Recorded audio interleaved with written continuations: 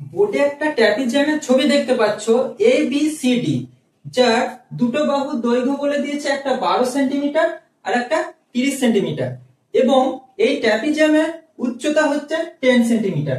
তাহলে ট্র্যাপিজয়েডের ক্ষেত্রফল কি করে বের করব? দেখো, ট্র্যাপিজয়েডের ক্ষেত্রফলের ফর্মুলা হচ্ছে h/2 ইনটু যে দুটো বাহু প্যারালাল তাদের যোগফল। ঠিক আছে, তাহলে এডি প্লাস বিসি। ওকে, তাহলে কি করব, h টা হচ্ছে উচ্চতা, মানে 10/2 ইনটু তোমার হচ্ছে এদিকে এডি হচ্ছে 12 প্লাস এদিকে বিসি হচ্ছে 30।